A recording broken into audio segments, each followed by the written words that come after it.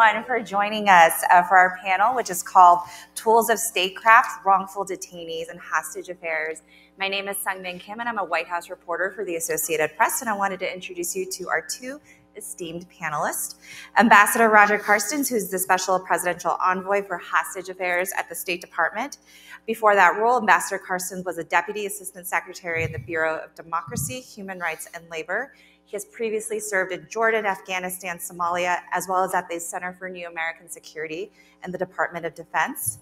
He is a retired Army Lieutenant Colonel who served in the Special Forces and the 1st Ranger Battalion. He's a graduate of the U.S. Military Academy and holds master's degrees from the U.S. Naval War College and St. John's College. Mr. Carstens is the recipient of the 2023 Robert A. Levinson Excellence in Government Service Award and was selected as a distinguished member of the Special Forces Regiment. And here's Senator Peter Welch, Democrat of Vermont. He was elected to the U.S. Senate in 2022 after serving in the House of Representatives for 16 years. He has focused his public service on improving the lives of people who too often get left behind. After working in Chicago to fight housing discrimination, he enrolled in law school at the University of California, Berkeley, and graduated in 1973. He then settled in White River Junction, Vermont, where he worked as a public defender before founding a small law practice. He was first elected to represent Windsor County in the Vermont Senate in 1980, and now in the U.S. Senate. He serves on several committees, including the Agriculture Committee, Commerce Committee, and the Committee on the Judiciary. So I'm going to allow them to take it away for a few minutes with introduction. So you first, Ambassador Carstens. All right. So I thought I'd just tell you a little bit about what we do. So in case you don't, you can get a sense of what I'm responsible for and what you're to hold me accountable for doing. So I'm the Special Presidential Envoy for Hostage Affairs. We've truncated that to SPIHA. And as such, I lead a small team that's responsible for leading the diplomatic strategies and diplomatic efforts to bring home people that Americans, our fellow citizens, that are held hostage by terrorist groups or held wrongfully detained by nation states. Now, those two terms came to fore in the 2020 Levinson Act, which was passed by the U.S. Congress. Thank you very much, sir. In that act, we were able to receive a lot of things that we've been desperately needing. One thing that we received was a criteria which allowed the Secretary of State to determine whether someone is wrongfully detained or not. But it also really codified that term, what a wrongful detention is. I think before that term came out, before Congress kind of locked it down with the law, we were struggling to really come up with a way to verbalize it. And I think we had a hard time defending which case was actually going to my desk or which case would stay in the arena of consular affairs. But essentially that law allowed us to have that criteria. It gave us a discretionary process which the Secretary of State can use. And once the Secretary determines that someone's been wrongfully detained, that case leaves consular affairs and comes over to my office. And at that point, I'm responsible for that diplomatic strategy, but I'm also responsible for taking care of the families of those that are held hostage and that are wrongfully detained. That means working to provide them with resources, working with the IRS to make sure that their loved one being held is not getting taxed while they're being held as a hostage overseas. It's providing them with psychological support, physical support, and preparing them to receive their loved one when they eventually come home. And it's also giving them information. Congress asked us to declassify information to the extent that we could to tell the family members where we are in the map sheet in terms of trying to get them to come home. Now, sadly, my office was created out of a government failure. In 2012 to 2014, during the conflict in Syria, there were 5 Americans taken. One of them was Kayla Mueller, who was the 2017 Leadership and Courage recipient at the McCain Institute. And sadly, all those Americans perished. The United States was unable to find a way to negotiate for their release. It may be worse. We didn't do a good job of taking care of the families. We didn't really tell them what was going on. There wasn't a central repository. So a family member might call 6 or 7 people at the State Department, then get passed off to the Department of Defense, then get passed off to the National Security Council. And President Obama, in 2015, instituted a hostage policy review. And as a result, 3 offices were created. The Hostage Response Group, think of that as a 2 or 3 man organization at the White House that convenes us all together to talk about what we're trying to do to bring people home. It created the Hostage Recovery Fusion Cell. Think of about 40 people housed at the FBI from Department of Defense, Department of Justice, CIA, Treasury, an interagency clearinghouse for information to work on the operational release of only hostages. Operational, it might be Delta Force, SEAL Team 6, or some law enforcement effort to bring home. And then it also created my office, the SPIHA, and we're responsible, again, for that diplomatic engagement, whether it's a hostage or whether it's a wrongful detention. 30 more seconds. So my office does really 4 things. The first thing is we try to bring people home. We spend a lot of time on the road talking to those who would take our citizens. Sometimes we engage directly, as we did in Venezuela and Syria. Other times we engage through other parts of the U.S. government. We don't care who comes up with a plan, who comes up with a strategy, or who gets the credit. I'll take a great idea from a guy in a bar if I'm sitting next to him.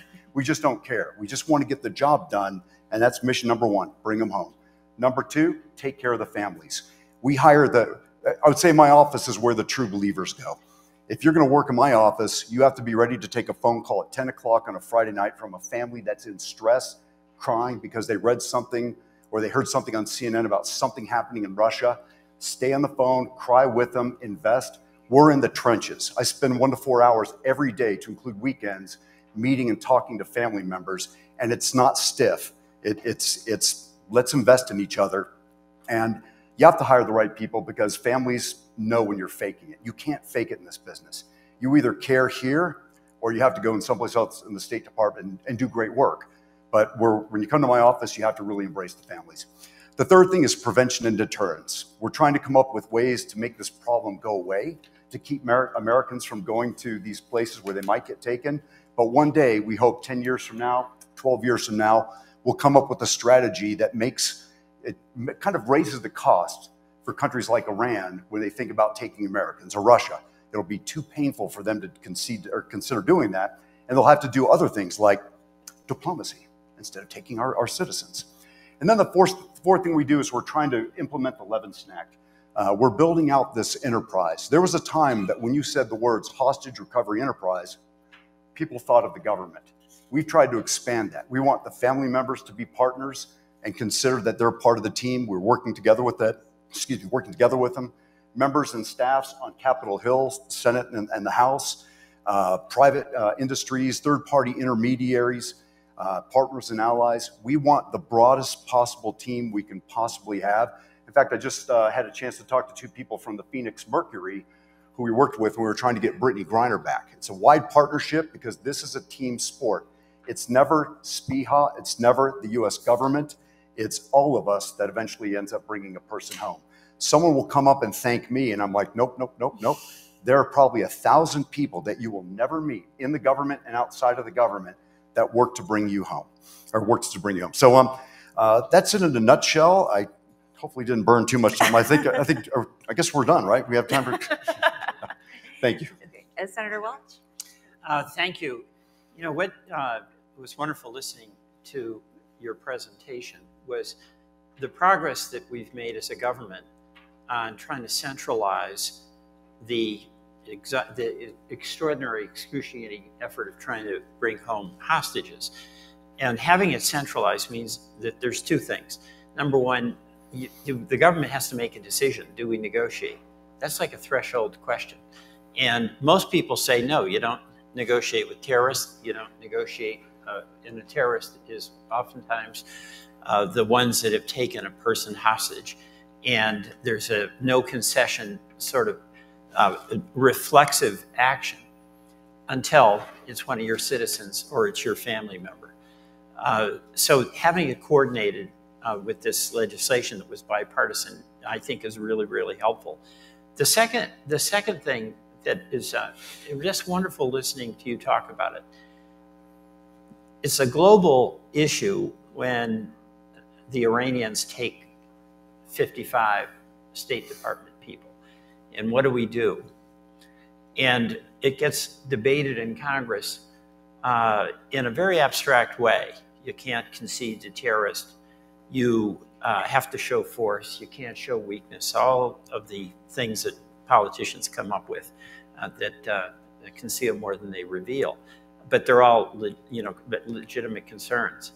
But there's 55 families there. And it's your loved one. it's your mom, it's your dad, it's your son or daughter. And in the past, it's been so impossible for those individuals to have a telephone number and a person on the other end of the line who can tell them what the story is. And they have often felt as though, even though it's their loved one, that their concerns are just, they're annoyances when they call. And what is so tremendous about the work you're doing is that there's a humanity that now is embedded in the process of the reality that a family member has been taken away and is being held hostage, and is for nefarious and political reasons by the hostage taker. But there's a very human dimension about that family. And isn't it a good thing that we now have in our country an institution, your organization, who has as a primary mission to include giving real information to people? Because I've talked to some families who had folks taken away and they just can't get an answer. They don't know who to call, and it's like a bureaucracy. And it's a bitter feeling for lots of reasons. You're really anxious about your loved one.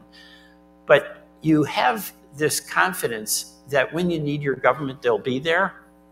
And then when it's not there, because it's not even answering the phone, it creates just an added anguish that I think your straight talk, giving them the information that they have, really helps.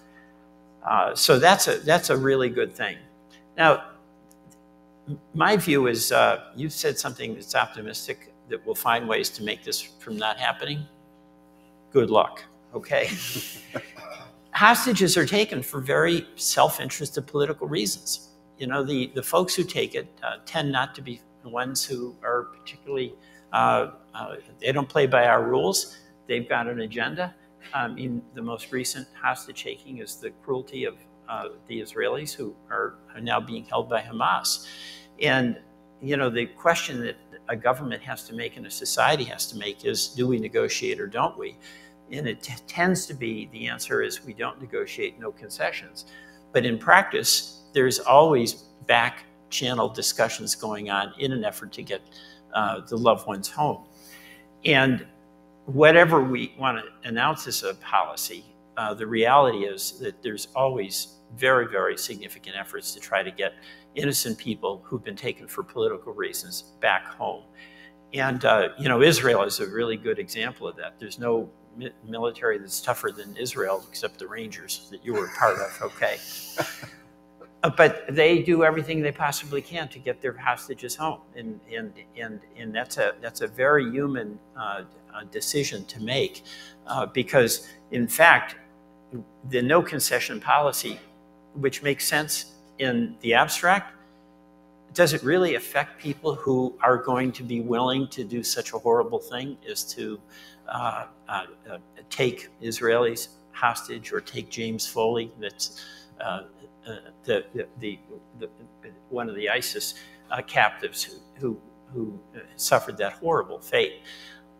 So having at least this office that is doing the coordinating work that includes the efforts to get information about the location of the hostages, it includes helping to make plans if there's a capacity to kill the hostage takers and rescue the hostages, but also to, at the same time, have an open line to the family so they in real time are able to have knowledge about what is going on, even if there's no answer. But that, I think, is a very, very significant improvement. And of course, this is all separate from those who are held as prisoners of war, like Senator McCain was. This is an innocent Brittany Grenier, James Foley, the Iranian hostages. So I think this is progress in what this office does and the work you do. I salute you for that. Great. Well, thank you so much for those opening comments. For Ambassador Carstens, I wanted to bring up the cases of Wall Street Journal reporter Evan Gershkovich and U.S. Marine Paul Whelan, the two Americans that the U.S. government has said is wrongfully detained in Russia, with the understanding that you obviously can't talk too much in specifics about these cases. What update can you give us about those negotiations with the Russians, particularly after they rejected an offer several months ago? Is there an offer in the works? If so, what has the Kremlin said in response? And so, Seung Min, thanks for that question. But I figured that was coming. I did bring boots in case I have to run and escape if it gets too hot on this panel. But I think I'll take that one. And this is a question that I'm dying to answer. Right. You're going to hate where I kind of turn that here in a second. But I'm dying to answer this because I think everyone would be blown away. Their jaws would hit the ground. You'd be stunned if you could hear and understand the amount of effort the U.S. government puts into trying to bring Paul and Evan back, and all the other cases. We invest a lot of creativity. We've made a lot of efforts. And the sad part is I can't talk about it. I would love to. You'd be interested. I would love to tell you. And then I'd probably go to jail because I told something the FBI or John Feiner would be mad at me here. John, are you out there? I think you're out there somewhere. But instead, the negotiations get to a certain point where you just can't talk about it too much. There are times when you can't, like especially when someone's first taken. But as they progress, it's harder to talk about them publicly because you might say something that destroys the channel. You might say something that increases the price, decreases the price, and just like upsets the very fragile nature of what you're trying to do. What I can tell you is that we have had discussions with the Russians over time. It's resulted in the return of Trevor Reed. It's resulted in the return of Brittany Griner. And we are confident that one day Evan and Paul will come back. The one thing I just can't answer right now is when. Right. Following up on that a little bit, it seems that prior deals that the U.S. has had with Russia require some sort of a sham criminal process, whether it goes from a trial to a conviction. And I'm wondering if that's what you anticipate here as it relates to Evan, because I think you did a recent interview when his pretrial detention was extended 90 days. You had actually expressed some hope that maybe something would be resolved before the end of that 90-day period before he goes to trial. So I'm wondering if you also anticipate sort of this sham process here, or if there is sense for optimism over the next several weeks and a couple months. I guess my answer would be that I think I tend to be an optimist. I think that's a good thing in this business. You always have to be looking for that far distant light that you think you can drive to. If you're a pessimist, it just doesn't go too well. So I'm still confident that the administration will find a way to bring someone home. I mean, under President Biden, we have worked together to bring back 47 Americans. And so I think we have a decent, yeah, right? Maybe that's my way of saying that this president is deadly serious about it. He knows all the cases. He's personally involved. The White House is personally involved. Jake Sullivan, John Feiner, this is something that they wrestle with daily. So you're going to get the entire effort of this U.S. government to pull it off. But what makes it so troubling is there's a saying that we had in the Army that the enemy gets a vote. And you can come up with all your brilliant plans, and yet at times the enemy, in this case, the opponent, Russia, can extend the trial process, go into trial process, decide they want to stop halfway through the trial. They have full control of what happens. And we just have to my mind, find a way that we can kind of break through all the drama, break through the fakery of any judicial process, and find that way that we can work with the Russians to get that return. It's hard work. It's not fun, but you have a full team at the White House, the State Department, and the U.S. government that's pushing. And I'll say it once again. That team includes the family members, members on Capitol Hill, and now, frankly, all of you. If you're here listening to my voice, you're now part of the team, and we together will find a way to bring Evan and Paul back. And for Senator Welch, I'm wondering from your perspective, how do we increase the cost to and accountability for nations who take Americans hostage? And I'm wondering if there's a role for Congress or other policymakers to play here in terms of clarifying or strengthening current law for cases when an American is held hostage overseas. Obviously noting that hostage taking is already a federal crime. There's two things. Number one, this gets very political, and there's a lot of posturing among the politicians. So I think us shutting up is a good thing because nothing is on the level. I mean, if Russia has it and they say it's the judicial process, we know that's a sham. Pardon me. But whatever's going on politically, it'll be used by members to try to indict the other side. So I think it's good for us to be calm and let the folks in government do the work, whatever the administration is, because that's who has the effort. Second, we can be supportive. I mean, the obvious step that is always taken is there a way for some military extraction to get the hostages out? And we'd be supportive of it, but it takes folks who are militarily trained and really good, and they have to make a tough judgment about whether they can do it. Then I think putting the resources in this organization has been very helpful. And again, that's bipartisan because it is coordinating. And what you see in Congress is an awful lot of one-off activity. Like Mr. Foley was from New Hampshire. My New Hampshire colleagues, understandably, were leading on that. But there'll be oftentimes efforts that are one-off by members of Congress, and you might have a couple in one state and another doing things.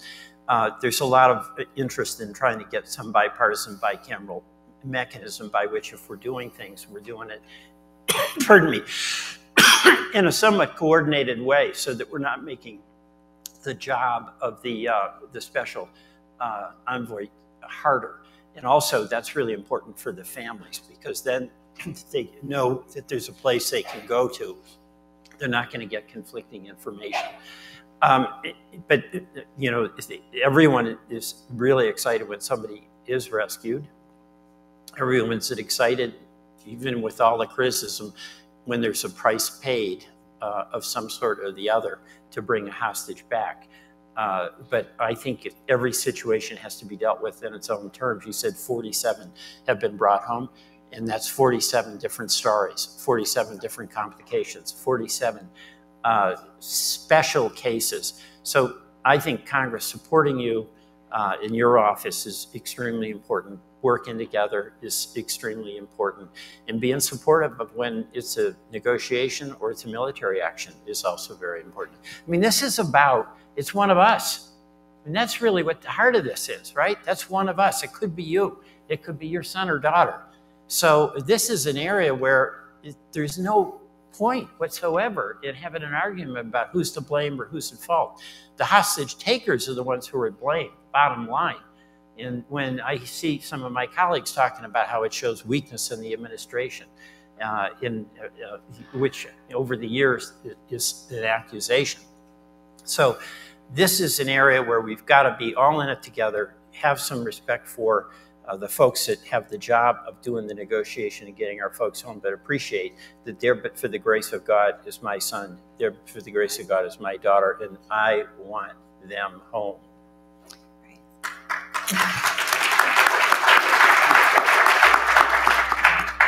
And Ambassador Carstens, I want to zoom out a little bit on your work. Obviously, your work bringing home detained Americans presents a lot of competing challenges. So for instance, it's your job to bring home Americans, but then you have the Justice Department whose job is to prosecute the very same bad actors that you're later negotiating deals for. And then the State Department obviously has their own diplomatic concerns that they have to be mindful of, apart from hostage and detainees. And we saw this dynamic happen, obviously, with Brittany Griner, who, when she was exchanged for the Russian arms dealer Victor Bout, there was concern about potentially incentivizing detaining Americans abroad, especially by foreign adversaries. So I'm curious just how you balance all those challenges, how you and the U.S. government look at this holistically and navigate all these sort of competing hurdles, competing challenges. When we first get a case, by the way, every case is different. You think you could like try a cookie cutter approach, and strangely, and I've tried, you can't. You really have to almost start tabula rasa. So as soon as we take a case, we'll usually go down into the basement of the State Department, get into a SCIF, a secure facility. We'll invite over the White House, the CIA, anyone, Department of Treasury, defense folks, lots of intel people. And we essentially go through a decision-making process, not unlike the military decision-making process that some might be aware of. But after looking at the facts and assumptions, we start going to specified tasks, implied tasks, limits and strengths of what we can pull together, risks, risk management, and eventually course of action 1, course of action 2, and course of action 3 start to emanate. And you're able to, eventually by the time you're done with 6 or 7 hours, you walk out with at least an azimuth upon which you can go. And that's socialized at the interagency level. So the National Security Council, through the hostage response group, will convene us, and I'll have a chance to say, hey, here's what we're thinking. We got an interagency team together. We're thinking about this. And that's when anyone, like Department of Justice, can actually raise their concerns. And I think that's valuable. It's a part of what we do. If we expect Department of Justice to try to inject their concerns into this, it's a healthy process. Sometimes it's bloody, but it's very necessary. And the plan that eventually comes out is something that, again, for the most part, it's worked out over 47 cases. And at the end of the day, you're trying to tee up for the President of the United States something that's been fully thought of, something that we believe the other side will take. And hear me, you have to show your math in these meetings. When you start getting closer to the end of a negotiation, we might have been negotiating like a year or 2 years, and we want to start off with other things. We don't want to simply go straight to the end game of what we might think is, the hard thing for the innocent American.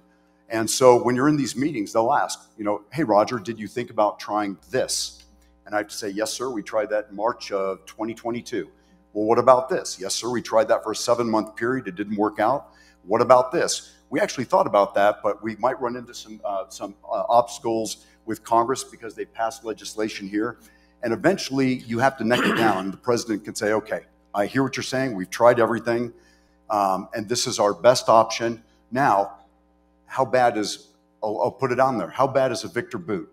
We were able to do the research through the intelligence community to come up with the assessment that we give the president, saying that it's in our best assessment, when he goes back, he's not going to be a further threat to the United States or our partners and allies. And in that way, the president can make informed decisions. So it's all about, I would say, digging in, coming up with a plan, and then test driving it with our interagency partners. And the eventual plan has a thumbprint from everyone, whether it's the Department of Justice, the Department of Treasury, et cetera. And it really comes down to the National Security Council bringing us in together and letting us go through this process that puts out that plan that then has to be negotiated with the other side. Senator Welch, obviously the backdrop of a lot of these conversations is Russia, and fighting Russian influence and the rise of authoritarian governments was obviously clearly such a cause for Senator John McCain's life. And I know you share similar concerns about the rise of authoritarian governments and how that can be destabilizing. And I'm curious if you could talk a little bit more about that and what more U.S. lawmakers can do to promote democratic institutions, especially as democracy often seems so fragile here at home. Well, let's stick with Ukraine. That's literally job one right now. And everyone here is in agreement with that. But there's two things I think that are really important. One is staying the course with our allies, staying the course with America appreciating and embracing its role of bringing countries together, because we believe in alliances, and alliances work for the benefit of us. That's incredibly important, and that's being challenged. America first in many ways is America alone. All of us believe in America first. We believe in taking care of our people. We believe in taking care of our responsibilities. So it's a little bit of a misstatement. But, when I think about what's going on in politics now, when I was growing up, the concept of personal responsibility, which all of us subscribe to, it included your responsibility to the community. It wasn't enough that you were a good person and you paid your taxes and paid your bills. You had to invest by being part of the local volunteer fire department, or you had to get on a school board, or you were going to be a bank director. You had the humility to understand that as good as you were, it has to include helping to leave an institution behind to be able to carry on those values for the benefit of your community and for your family. And we've lost that, that's being challenged. It's not enough to just be an individual acting even responsibly. You have an obligation, we have an obligation. And the U.S. has done that with all of the alliances that we created after the Second World War. And we can't go back on that. We shouldn't go back on it. It's good for us, but you know what? It's just the right way to live in the world, where it's not all about yourself, right? And that's what you're doing as a hostage negotiator. So I think that's really important. And when I'm listening to the media discussion this morning and about all the outside influences and how the Russians and potentially the Chinese with TikTok start creating a lot of dissension. That's all true. But you know what? We got to deal with it right here, because we've got enough dissension here that acts that we do in our community that build community are the absolutely essential ingredient for having a strong democracy around the whole country. Ambassador Carstens, you talked about the 47 cases earlier, and there's obviously no question that the hostage recovery efforts have been historically successful under your watch. And I'm wondering, among those cases that you're still working on and the hostage agreements that have yet to be achieved, is there any sort of a unifying thread or a common theme that you feel has so far stymied the progress? I know you talk about every case being very individual and specific, but I'm wondering if there's any sort of takeaway or what you're or a common thread that you're seeing from the cases that you're currently working on. We spend a lot of time thinking about that, but really the simplest answer I can give you is the other side. We are dealing with a very strange problem. We're dealing with a country that's taking an American and they're squirreling them away in a prison, and they're using them for political leverage. And then we have to come up with a brilliant, release strategy to get that person back. So what usually slows us down and makes us all painful is that the other side gets that vote, and they make it difficult for us to do this. And they want to make it difficult to do this. And we have brought back 47 people. But I go to bed every night knowing that there's still people in jail that are waiting for me to come get them.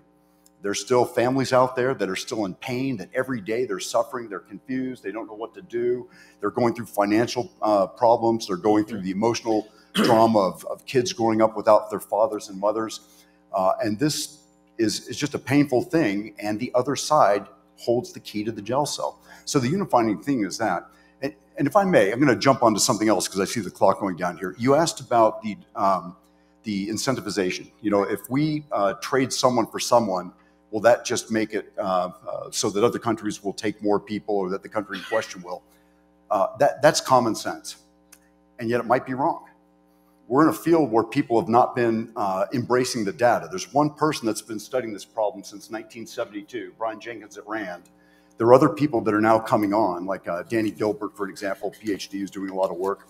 But we need to actually take a look at the data. We need to clean the data and come up with some strong statements about what we believe to be true or not. All I can tell you is anecdotally, I used to have around 55 cases. Now I'm hovering probably just under 30. Right. So we're doing the work, and yet the caseload is not going up right now. And so even though it may seem kind of strange and you'd think it would actually be a no-brainer, it's actually going in the other direction. And Senator Welch, I know Ambassador Carstens talked a little bit in his opening introduction about just the prevention and deterrence part of these things.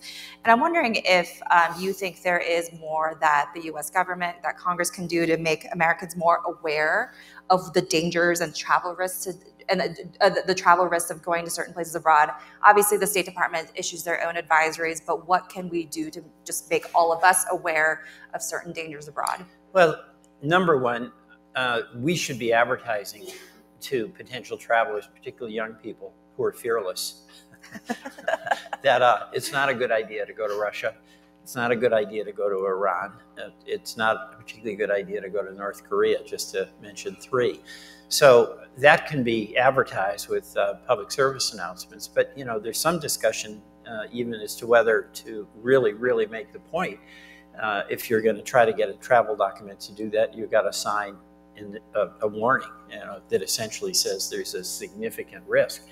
And there really is. It's all arbitrary. You don't know when it'll happen or how it'll happen, but there'll be something going on in Iran where they see some opportunity.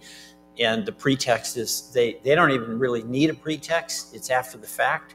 So there's an opportunity. And if they have something that's going on in a negotiation with us and want to get an American hostage for leverage, they'll do it. And it is, in fact, I think, a pretty irresponsible decision to totally disregard the reality that we've had recent experience of spectacular governmental action taking hostages in Russia, in Iran, just to mention two. So I think we should be advertising, but I also think that a signature just to make that person really aware that, hey, we're serious. And by the way, if this happens, it's not as though we can get Roger to come and pick you up. I mean, you're kind of on your own. You know, after the fact, we'll do it all. But prevention is a pretty wise idea. Great.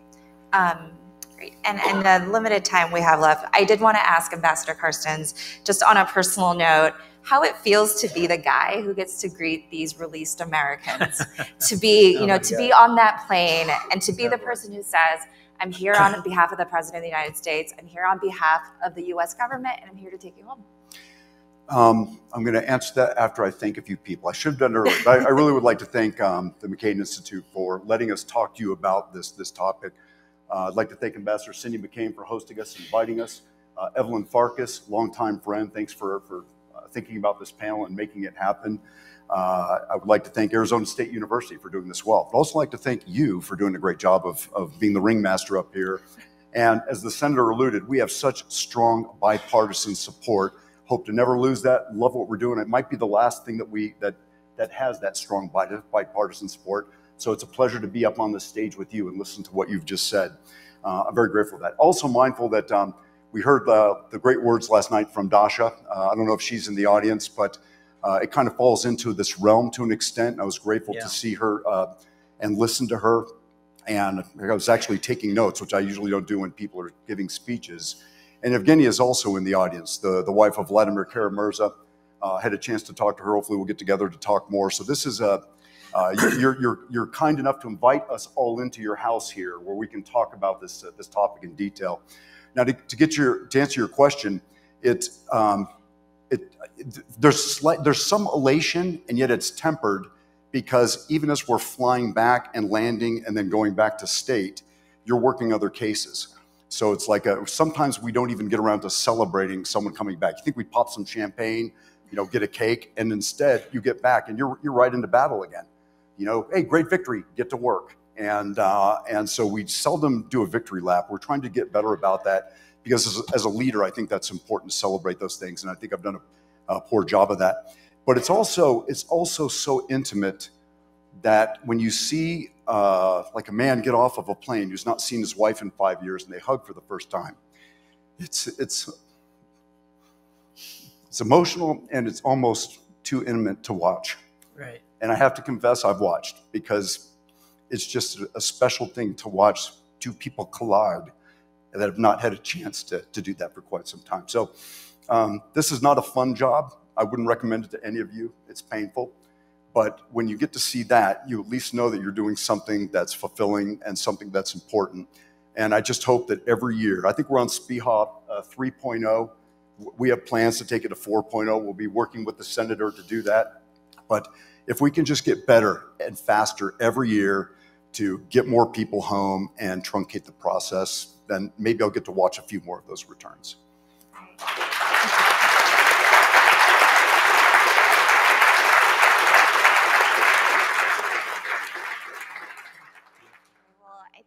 Out of time, perfectly out of time, actually. So thank you both so much for your insightful answers. And it was a really pleasure moderating this discussion. All right, Seung Min. Thank you. Thank you.